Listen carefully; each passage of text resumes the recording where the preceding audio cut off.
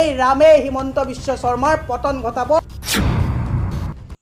आमार हिमंत मामाक बारुকৈ धुले आमार मीरा बाइदेवे जीटु कथा कले एकदम साংঘাতিক ধৰণৰ কথা কৈছে আৰু যিখিনি কথা তেওঁ ব্যক্ত কৰিছে বা মন্তব্যটো দাঙি ধৰিছে একদম সঁচা কথা কৈছে যেহেতু এতিয়া আমাৰ মামা যিখিনি এতিয়া লীলা খেলা কৰি আছে একদম যেনেকে ৰাসলীলা যেনেকে কৰে তেনেকে ৰাসলীলাৰ নিচিনা আমাৰ মামাই কৰি আছে সকলো ৰাইজক ধুলি মাৰিছে যিহেতু আমুক তামুক দিম বুলি এতিয়া যিটো ৰামৰ কথাটো ওলালে আৰু বহুতখিনি লৈ তেওঁ ব্যক্ত কৰিছে মন্তব্য এটা দাঙি ধৰিছে মীৰা বাইদেউ আৰু যিটো কথা ক'লে একদম হিমন্ত মামাক ওপৰত একদম সঁচা কথা কৈছে যিটো আমাৰ ৰাইজৰ মানে চকু ধুলি মাৰি আছে মামাই আৰু বহুতখিনি কথা ক'লে গতিকে বেছি দেৰি নকৰা আপোনালোকৰ মাজলৈ মই দেখুৱাবলৈ চেষ্টা কৰিছোঁ এই মীৰা বাইদেউ মানে যোনটো মন্তব্য দাঙি ধৰিছিলে গতিকে আপোনালোকক এই ভিডিঅ'টো চাওকচোন বাৰু গোটেই কথাখিনি সেই ভিডিঅ'টোতে পাব গতিকে চাওঁ হওক একেলগে এই ভিডিঅ'টো रामे हिमंत विश्व शर्मार पतन घटाब हिमंत विश्व शर्मार लड़ा छाली एटा जेड केटेगरीर निचिना एटा अवस्थित थाके और आमार लड़ा छालीक बाहिरत पठाई दिसे मारपिट करिबोले सारदा लुई बारजारे सकलो केसर रेड कार्पेटर तलत जिबिलाक फाइल आछे এই ফাইলবিলাক দেখুৱাই অমিত শাহ ডাঙৰীয়া টাৰ্গেট দিছে যে অসমত তুমি জিটি কৰি হলেও পুনৰ চৰকাৰ আনিব লাগিব সেইকাৰণে হিমন্ত বিশ্ব শৰ্মাৰ মানে মানসিক ভাৰতৰ সম্যতা হেৰাই গৈ তেওঁ নিজে অশান্তিত ভুগি এই কামবিলাক কৰিছে হিমন্ত বিশ্ব শৰ্মা না বিজেপিৰ না অসমৰ ৰাইজৰ না যুৱ প্ৰজন্মৰ না মহিলাৰ না কোনোবা হিমন্ত বিশ্ব শৰ্মাই যি কৰি আছে নিজৰ ৰেড কাৰ্পেটৰ তলত থকা ফাইলবিলাকৰ পৰা যাতে সেই কৰাপচন উলিয়াই আনি বিজেপিয়ে যাতে পুনৰ জেললৈ পঠাব নোৱাৰে তাৰ কাৰণে বিজেপিক সুৰক্ষা দিবৰ কাৰণে হিমন্ত বিশ্ব শৰ্মাই এই উদ্ভণ্ডালি কৰি আছে যে গোটেই ভাৰতবৰ্ষত অলপ জানিছিলে যে মুখ্যমন্ত্ৰীজন স্বেচ্ছাচাৰী শিষ্টাচাৰ নাথাকা আপুনি প্ৰমাণ কৰি দিলে গোটেই ভাৰতবৰ্ষত যে আপোনাৰ শিষ্টাচাৰ নাই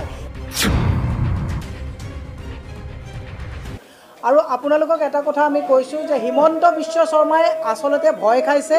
ভয় খাই পেলে তেওঁ ভয়ৰ এটো এটা বহি প্ৰকাশ হৈছে হিমন্ত বিশ্ব শৰ্মাৰ যেটো ভিতৰৰ খবৰ আমি জানো হিমন্ত বিশ্ব শৰ্মাক কৰ্পোৰেটৰ টাৰ্গেট দিয়া দি অমিত শাহ ডাঙৰীয়াই যে অসমত ভালকে তেওঁলোকে জানে যে এই খেলিমেলি লগাই থকা সাৰদা লুই বাৰজাৰে সকলো কেছৰ ৰেড কাৰ্পেটৰ তলত যিবিলাক ফাইল আছে এই ফাইলবিলাক দেখুৱাই অমিত শাহ ডাঙৰীয়া টাৰ্গেট দিছে যে অসমত তুমি জিটি কৰি হলেও পুনৰ চৰকাৰ আনিব লাগিব সেইকাৰণে হিমন্ত বিশ্ব শৰ্মাৰ মানে মানসিক ভাৰতৰ সম্যতা হেৰাই গৈ তেওঁ নিজে অশান্তিত ভুগি এই কামবিলাক কৰিছে তেওঁ মানে বিজেপিয়ে যিটো চেপা দিছে তেওঁ কয় কংগ্ৰেছৰ খবৰ গম পায় আমি কৈছো যে হিমন্ত বিশ্ব শৰ্মাই ৰাতি সুফাত বহি তেওঁ বিজেপিয়ে কৰা অত্যাচাৰৰ যেটো বহি প্ৰকাশ মানসিক সন্তুলন হেৰাই গৈছে গতিকে তেওঁ ৰাহুল গান্ধী ডাঙৰীয়া ইয়ালে আহোতে তেওঁ এই যেটো এটা উত্তেজিত মানে পৰিৱেশৰ সৃষ্টি কৰিছে তাক আমি গৰিহণা দিছো অহা কালিলৈ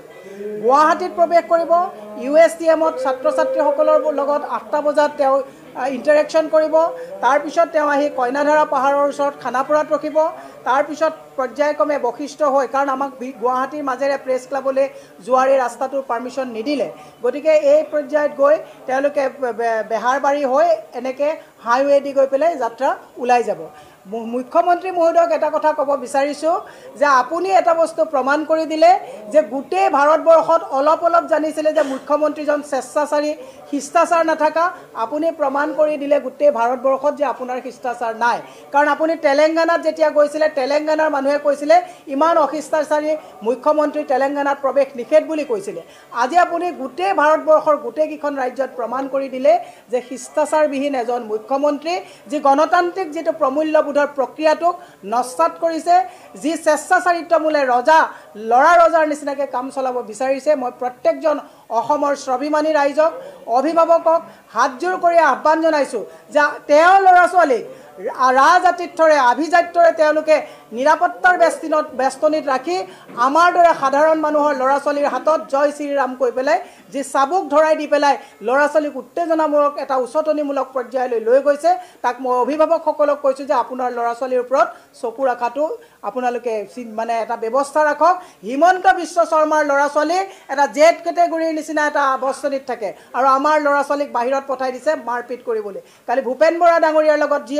এটা মানে পৰিবেশৰ সৃষ্টি হল ৰাহুল গান্ধী ডাঙৰীয়াৰ লগত যি পৰিবেশৰ সৃষ্টি হল গোটেই ভাৰতবৰ্ষতে অতিথি পৰায়ণ স্বাভিমানী অসমীয়া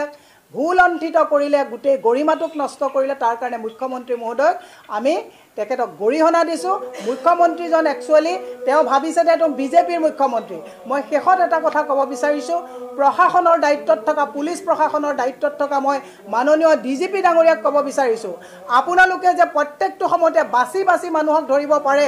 যোৱাকালিও আপোনালোকে পৰহি দিনাখন শিলখাকুৰ পৰা বিদ্যুৎ শইকীয়া তেনেকুৱা মানুহক উঠাই উঠাই লৈ গৈছে। কালি কিন্তু ৰাহুল গান্ধী ডাঙৰীয়াৰ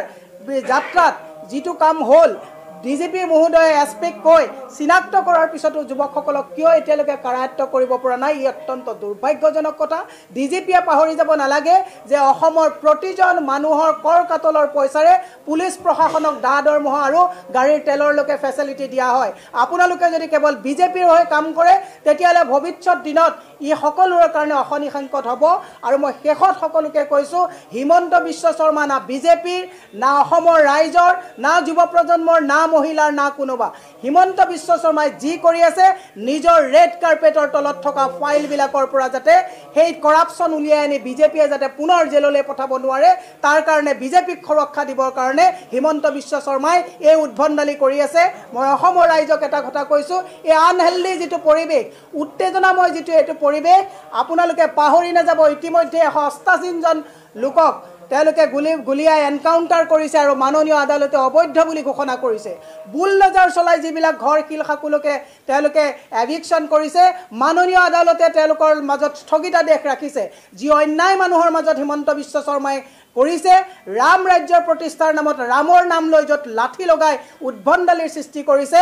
এই ৰামে হিমন্ত বিশ্ব শৰ্মাৰ পতন ঘটাব। মই সেইকাৰণে আপোনালোকক কৈছোঁ যাতে অসমত কাইলৈ গুৱাহাটীত ৰাহুল গান্ধী ডাঙৰীয়াৰ যি যাত্ৰা প্ৰৱেশ কৰিব, এই যাত্ৰাত সকলোৰে সহায় সহযোগিতা বিনম্ৰভাৱে আহ্বান কৰিছোঁ। অসমৰ ৰাইজে অতিথি পৰায়ণতাৰ যি আমাৰ স্বভাৱ পৰিচয় দাঙি ধৰিবৰ কাৰণে আহ্বান জনাই হিমন্ত বিশ্ব শৰ্মাক এটা কথা পুনৰবাৰ ক'ব বিচাৰিছোঁ যে গীতাৰ শ্লোকেৰে যিটো আপুনি টুইট কৰে, গীতাৰ শ্লোকেৰে যিটো আপুনি এই মানে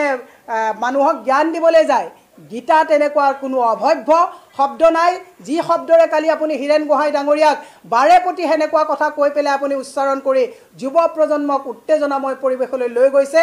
ই স্বাধীনতাৰ পিছত এনেকুৱা শিষ্টাচাৰবিহীন মুখ্যমন্ত্ৰী আমি দেখা নাই। আপোনাক সংযম হৈ ৰাজধৰ্ম পালন কৰি মুখ্যমন্ত্ৰীৰ দায়িত্ব পালন কৰিবৰ কাৰণে আমি আহ্বান জনাইছোঁ। ৰাম ৰাজ্যৰ প্ৰতিষ্ঠাৰ নামত ৰামৰ নাম লৈ য'ত লাঠি লগাই উদ্ভণ্ডালিৰ সৃষ্টি কৰিছে, এই ৰামে হিমন্ত বিশ্ব শৰ্মাৰ পতন ঘটাব।